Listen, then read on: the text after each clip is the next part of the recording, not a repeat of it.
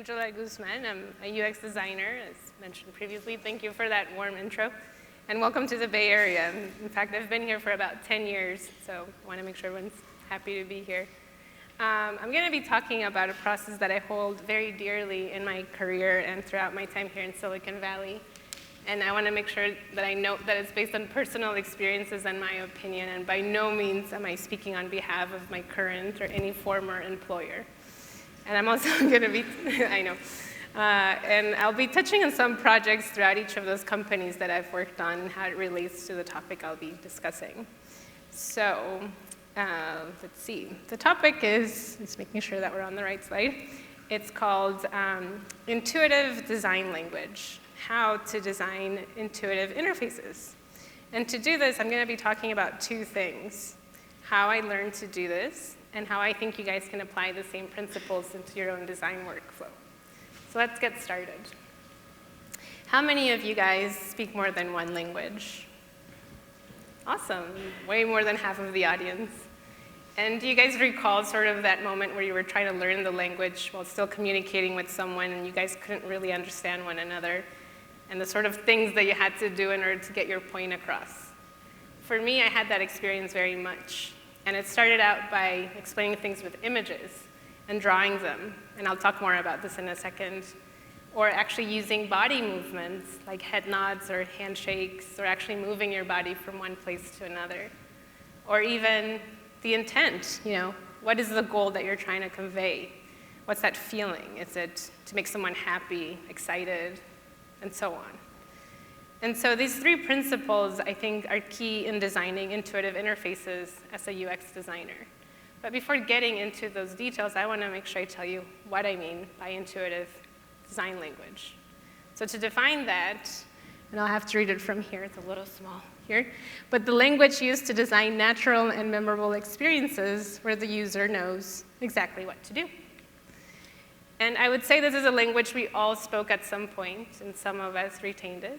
But it was probably after being babies, and at some point before we could formulate full sentences. It's a language that I think most of us discarded as we grew up, but I, like maybe some of you, kept it out of resourcefulness.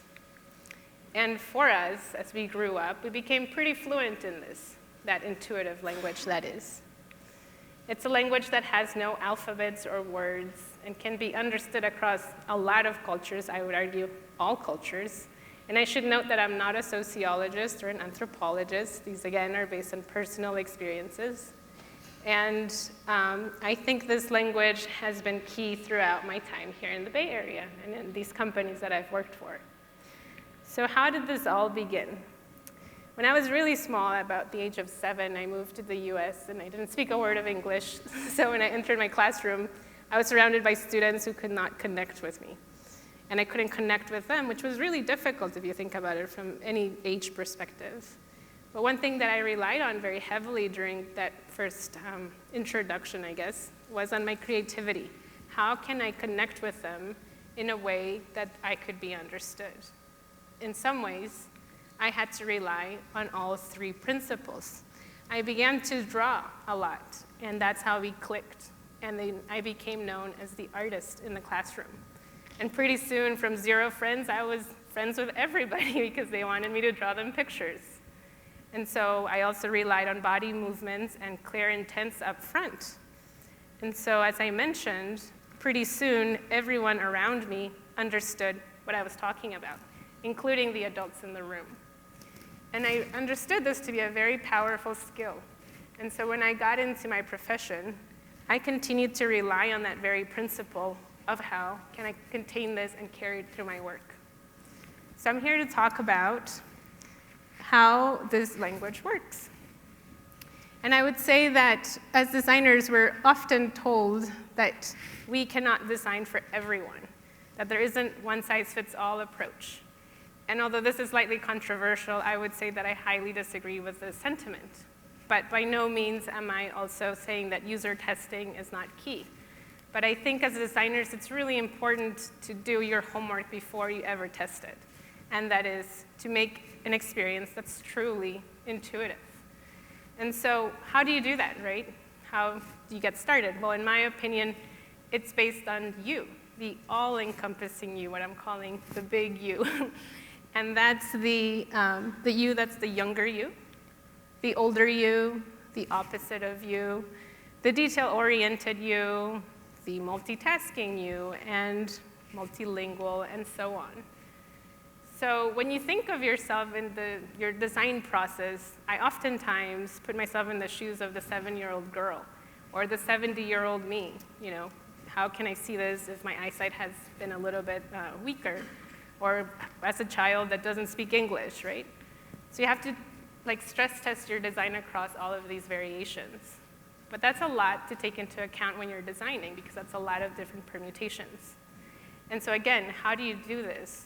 It's, again, back to those 3 principles, which are really the root of this language. So I'll be talking about these 3 in more depth. The first one in this set of illustrations is images as UI wayfinding, followed by movement, as I mentioned, in UX architecture, and intent through form. So I'll start off with the middle one because that's the one I'll be spending a bit of time on. And the goal with this is to design flows that are universally understood. And by this, I don't mean wireframes. That comes later, right? As designers, we're all very quick to start with that. But I believe there is a step before that I consider is the blueprint, similar to this blueprint of the Guggenheim Museum in New York City.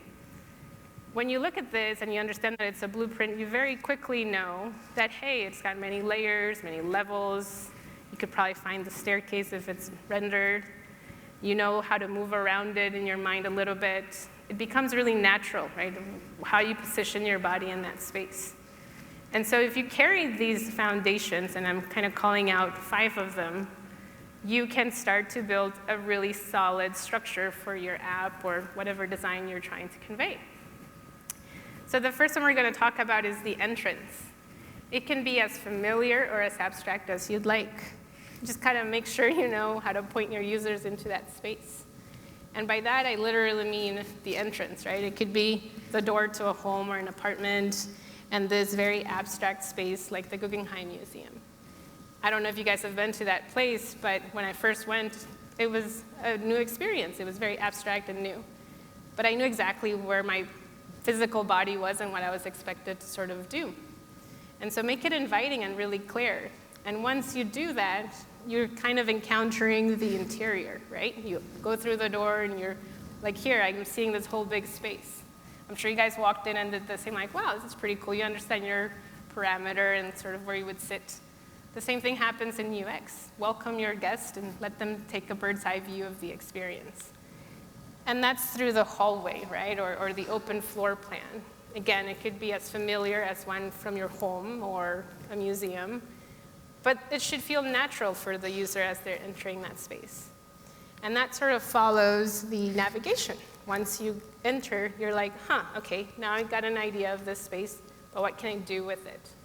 And it could be as, again, straightforward as a simple staircase, and that's more of a metaphor, or a tucked away hidden elevator inside of this building.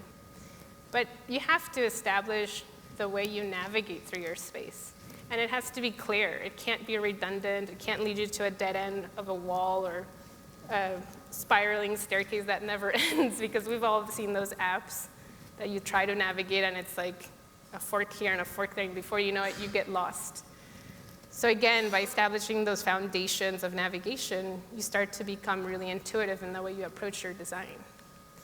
And then that leads you into the layout, because now that you know how to move, you want to know what the space is all about. So here, I'm just going to give you some examples of physical layouts in architecture, right?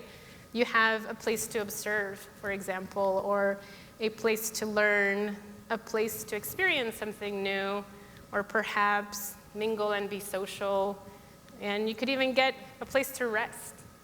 So what I'm saying is spaces are really key, and as you design something, and you don't want to be redundant. You don't want to create 2 somewhat similar rooms, and I'll get into that in a second, because it becomes confusing. You don't know what each room is meant to do.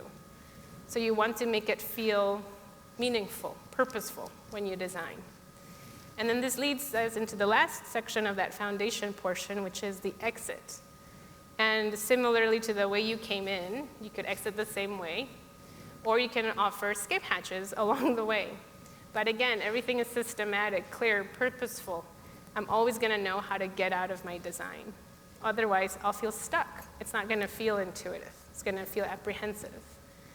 And so one of the other things you want to start asking yourself in the process of applying these foundations is, how are the variations of you able to navigate or relate to this foundational design? Can the younger me go through it? Can the multitasking me go through it, and so on? So what's an example of work that I've done in the past where this has been applied? I would say it was the Airbnb app in 2013. This is actually what it used to look like, and all apps, I think, start in a different place where they are today. And so I had a really fantastic opportunity to join the company and be tasked with redesigning the hosting environment. And I wasn't a host, but what I did is I put myself in the me host version and started to ask questions across the company, started dissecting the app up and down and breaking it apart, understanding what are those key rooms, again, back to the metaphor of architecture, that allowed the experience to be successful and intuitive. Well, what I learned is there's 3 moments: the calendar, the profile, and the messages section of the app. And as a host, it was really important for that person to know what dates the person was arriving, what the person was like, and any conversations they had with them. And so what I discovered is that these 3 key moments were not connected by any hallways. They were scattered. So it was really difficult as a host to keep track of your guests and your listings information. So knowing that, what I created was, and we called it internally, the reservation object, which is a one-stop place where you had access to all 3 locations, and it was really clear what each room offered. And this tested very well, and it launched, and in fact, it went over to the guest experience as well. And like architecture, when you have a foundation that's really solid, it's very easy to remodel, scale up, repaint the walls, et cetera, right? Like we do that in a home, for example. So in design, it's the same thing. If your foundations are solid, it's very easy to reskin it. So this is the look and feel of the app today, but 5 years later, that foundation is still present. So that's how I apply the principles of architecture and movement that I spoke about earlier. And then this leads me to images as UI wayfinding. So the goal with this is to design systems where users can orient themselves within a space and navigate from place to place. That's literally the definition of wayfinding. And so I broke it out into 3 categories: images, text, and the combination of the 2. And when we think of images, it basically means, or what I would recommend to do, is lean on the familiar, the straightforward, the established components to design a proper wayfinding system.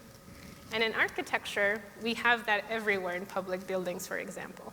Here's an exit sign, probably in Europe, and in the US, we all know it's the words exit in orange type. But I don't need to be from Europe to understand what this means. If I know what an arrow means and what a human stick figure represents, it's easy for me to say, I can literally run that way to get out. So, lean on those familiar icons. And the same thing is true of subway systems or metros or trains. In this example, again, maybe this is from Japan, but I'm here in California and I can still make out what this means. If I'm familiar with the general flow of how trains operate, I know where to stand when I need to go in or when I need to go out. So again, the same thing is true in design. Lean on the familiar, the things that have one meaning. For example, here we have on Android and iOS similar iconography, the trash and the magnifying glass. We all know what these things do. It's pretty straightforward. Why reinvent the wheel? Sure, use a different style on the trash bin, maybe one without a lid. But don't try to change it if it's really not necessary. Focus on other parts of your design that really need more attention. And so what's one example of this? I would say the following project. So as the introduction said, I worked on the original emoji that Apple launched in 2008. It was a fantastic project that was co-designed by myself and my mentor at the time. And I spent 3 months of my internship working on this set. And you may say, oh, that's a fantastic thing to be able to do as an intern. It was, but it wasn't so easy, because it turns out that this set was going to first launch in Japan. And I had never been to Japan. And what a basketball may look like to us could easily look to them, but there were icons in that set that were very Japanese. So I had to do a lot of research to understand the cultural symbolism behind some of these icons that I honestly didn't know what meant at the time. And although we all know what a backpack is, for example, there's a very particular backpack used in Japan for school children that we wanted to depict. And at the time, I didn't know that that was a thing that was established, but I wanted to make sure I rendered it properly. Again, finding that proper meaning. And one thing that I noticed is if I had rendered this backpack in a frontal view, chances are people in the US wouldn't know what that thing was. But so I turned it on its side and put in the shoulder straps to make sure it looked like a backpack. So as a designer, I would say if you want to feel more intuitive with your iconography, do your research, lean on the familiar, find the things that have one meaning. Because speaking of meaning, we've all seen this emoji, right? It has many variations of its meaning. Some people think it means please, others thank you, praying hands, or a high five. And it's so controversial that it makes the news every now and then. You know, this says it's not it's high five, it's not praying hands. And then people are like, but wait, when you do a high five, the thumbs don't touch. That's a lie. So it's really a bow sign or a prayer hand. And I'm not going to sit here and argue which is correct, because like words, things evolve, images evolve, and that's totally okay. Use it as you need. But what I'm highlighting here is when you pick your iconography, pick stuff that has usually one meaning, right? So it becomes natural. And so this leads me into the section that I call words. Choose them with care, the same way you're choosing your icons with care. Because let's assume that this cupcake is your UI, and that the frosting is your text. And as you start piling on text, this happens. And when you look at it, you're like, I don't know if I could eat that. That might give me a stomachache later on.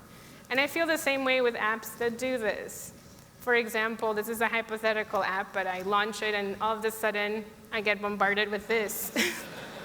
The quick tutorial. Yeah, right, it's not quick, The 7-year-old in me that maybe didn't speak English would never understand what this thing means. The 70-year-old in me may need to pull out my reading glasses and read this thing and squint at it. And then the multitasking me will never read this because I don't have time to sit here and learn how to scroll vertically, horizontally, and whatever else it says. So stay away from this. Test your app and see where can the foundations be redesigned so that the experience is intuitive and you don't need to pile on the layers of frosting. And so there's no other quote that I have found that really captures this. A user interface is like a joke. If you have to explain it, it's not that good, right? And then this takes me into images and text. So when you start to combine those two in situations where it's actually necessary, you have to be mindful of how you go about it. But there are opportunities where you have to do that. Maybe the icon that you're looking for isn't necessarily super clear, and nothing else will work. So one thing that I wanted to highlight is an example on Android, this Fab button. It's the button that you find on apps that are meant to do one action, the primary action. And I think it's really interesting that on Android, designers are forced to think of that one action to make, because then it forces you to really pay attention to the iconography and the interaction that goes with it. And in this case, you might wonder, what is that plus sign? Like, no matter how clean your icon is, you may not know. So what they've done is design it in a way where they've balanced typography and an icon very well, very minimally. And they've done it in a way that when you navigate through the UI, it morphs. It moves out of the way when it's not necessary. It hints, it gives more information about that icon. So I think this is a really cool example of what that balancing act could look like. And then lastly, the intent through form. And what I mean by this is to design environments where the intent is not compromised by its beautiful form. Similarly to form follows function. And I broke it out into two sections, the sentiment and the deliverable. And the sentiment deals with the feeling that measures the success of your design. So ask yourself, is the sentiment to be pure, natural, just plain, like this bookshelf made out of a block of wood with a few cuts, or whimsical and comical like the taco truck, you know? So is the 7-year-old gonna understand this humor? So ask yourself before you even begin designing, what is the feeling you wanna evoke with your design? And from this, you start to ask yourself, what's the deliverable? And that means, how does the form follow the function? Because, for example, these forms are recognizable, but the functionality is not at all there. So when you're designing your app, make sure you test for the functionality and not just the form, because you don't want to get stuck in this world where no one can actually use it. So what's one example of this? I would argue that it would be the Google Assistant. Because if you think of the power of Google, Google offers so many things. And so when we were tasked to design this app, it's almost daunting because they're like, the assistant can let you do anything that Google offers, but you gotta keep the UI really simple and straightforward, and you can also type, you don't have to speak. So this app offers the ability to speak into it, as well as do keyboard input in case you don't want to shout at it in public, right? And so that was really tricky. That's a really hard thing to try to understand how to get through. Google, or search that is very powerful. There's lots of features in that space. So what we paid a lot of attention is what iconography is really key in this experience, like the mic, and access to the keyboard. And of course, everything that happens above that fold. But I think this was a really clean example of that balancing act of the two.